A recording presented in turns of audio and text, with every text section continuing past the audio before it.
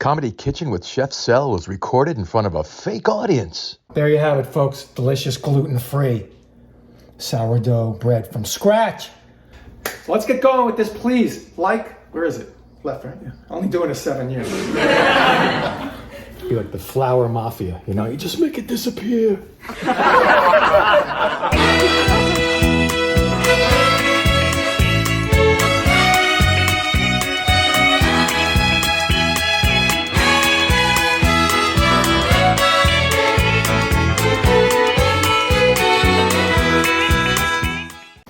Hey guys, Chef Sel right here.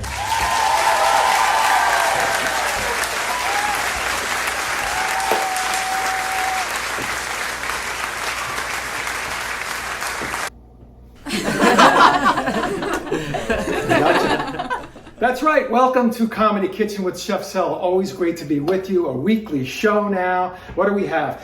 We're knocking on the door of 60,000 subscribers. We're knocking on the door of 1.2 million views. Something's going on. I think it's my profile.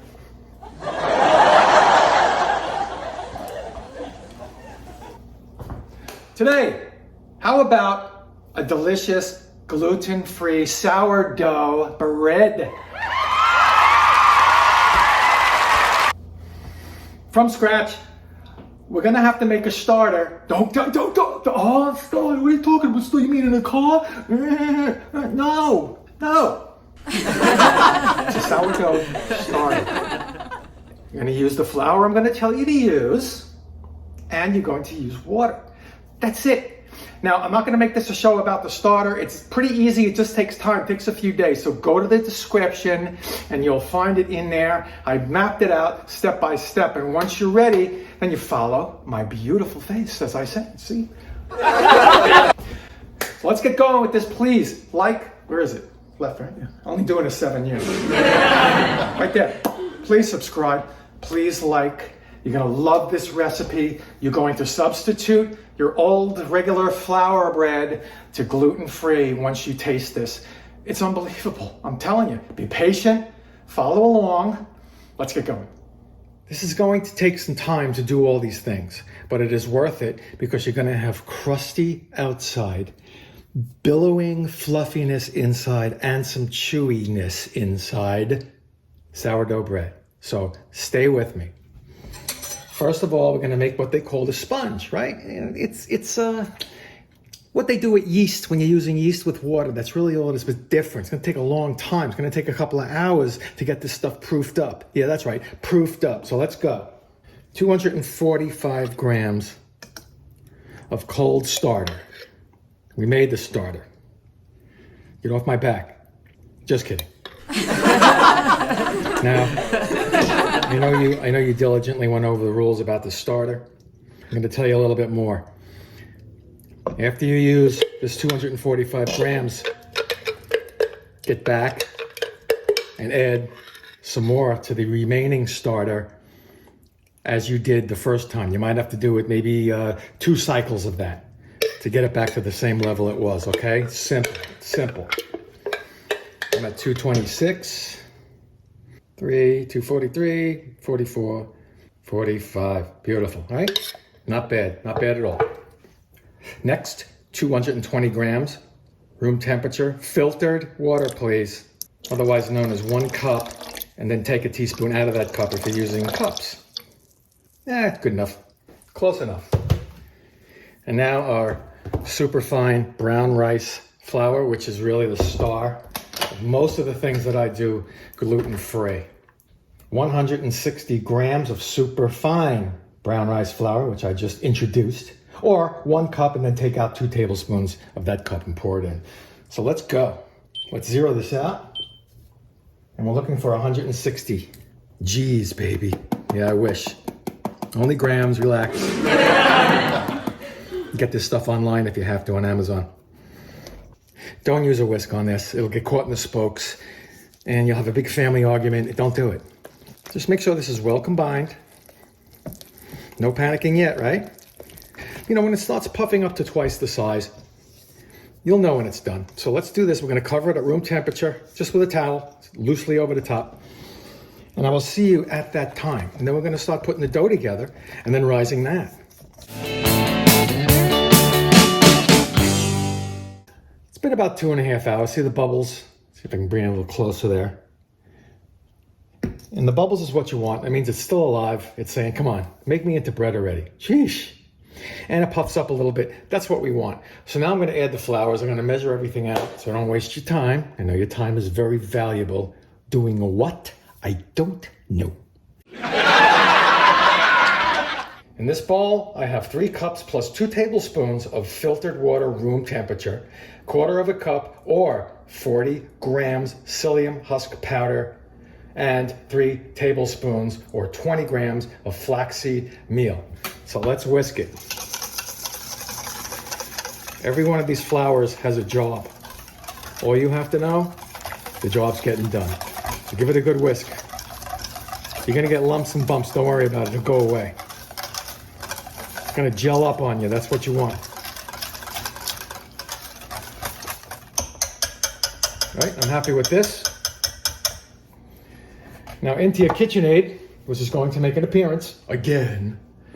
I get my money's worth out of that thing. I have a separate bowl here that's going to go into the KitchenAid, and of course with all the other stuff. But in this bowl, I have all the flours. You ready? 1 3/4 cups or 210 grams of gluten-free oat or light buckwheat flour. You can get it on Amazon if you can't get it in the store. All right. Then we have 3/4 cup plus 3 tablespoons, which is 120 grams of sorghum flour, a cup or 120 grams of tapioca starch, 3/4 cup or 120 grams of potato starch, and 2 teaspoons of kosher salt, a little bit if you like really good salty tasting bread. I put like 2.5 in, not a big deal. All right, so I'm gonna get the KitchenAid out and I'll return for more bread fun. Yay! Let's get all that flour in there.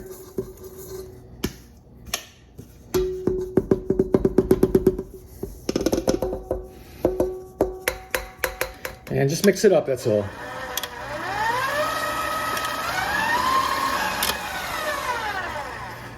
That's water, psyllium husk, flaxseed. See, it's like just a big blob. Trust me, this is not Saturday morning scary shows. Very important ingredient. Get that in there, fine. And let's get that nice and puffy. Starter with the water. Creeps in there like another Saturday show. What Saturday show's going on? I know you're thinking to yourself, what the hell is this guy doing? Would you just trust me? Come on. Okay. Start out slow and mix-a-roo.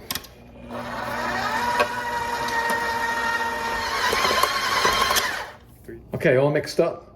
Now I'm going to take it out, put it on the counter, knead it up a little bit, and then we're going to make 2 delicious loaves out of this and let them rise. But let me get it on the counter and I'll show you. All right, let's turn it out. It's going to be a little sticky, but it's going to retain its shape, and that's what we want. I'm kind of jealous, actually. Bah. Smooth it out, that's all. See those little patches of flour? Make them disappear. Be like the flour mafia, you know, you just make it disappear. Feels good, feels bouncy, a little bit sticky. That's what you want. Follow exactly what I did and try to go with the grams, you know, instead of the cups. You'll be very happy. All right, this looking good. Let's get her up on the scale. And I'm gonna divide this in half. I have 1891 grams. Not too bad, not too bad for an old chef. All right, what you have left, knead it a little bit. And I have these 2 bowls here ready to go. You can oil them up, you can flour them up. I'm gonna cover them loosely with a towel, dish towel is fine, still. And let it rise. Don't get discouraged if it doesn't come all the way up. No, I'm not going there. Yeah.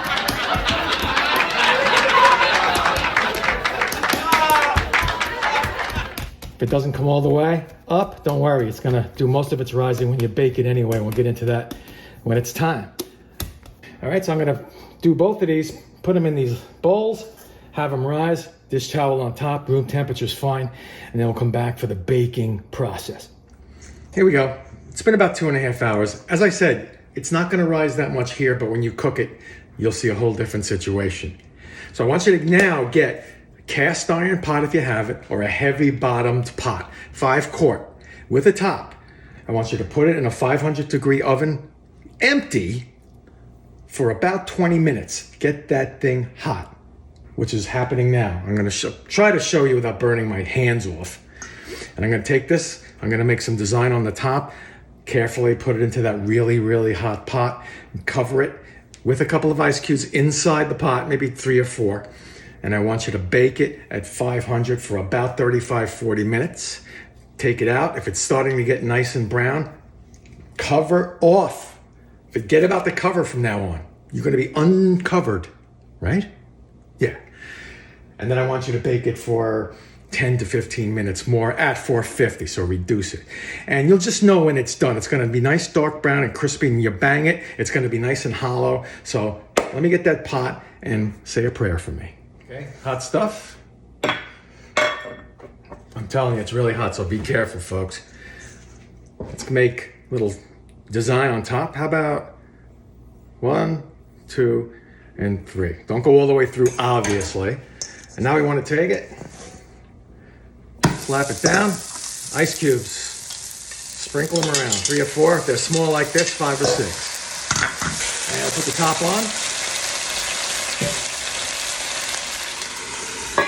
Back in that oven. There you have it, folks. Delicious gluten-free sourdough bread from scratch.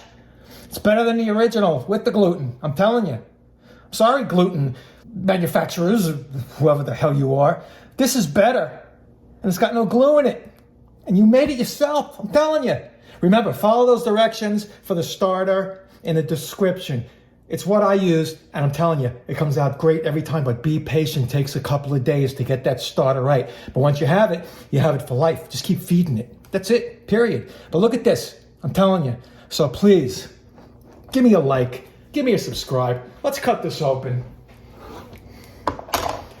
Ladies and gentlemen, no yeast. Look at those bubbles. No yeast. Incredible. So please, again, like, subscribe. I have a new one coming out every week. I'm all over the board these days, so pay attention. I'm telling you, I'm eventually going to hit on something you've been looking for. So I am Chef Sil. Please try this. Any questions, stick them in the comments. I will be here for you. Happy baking, and I'll see you next time.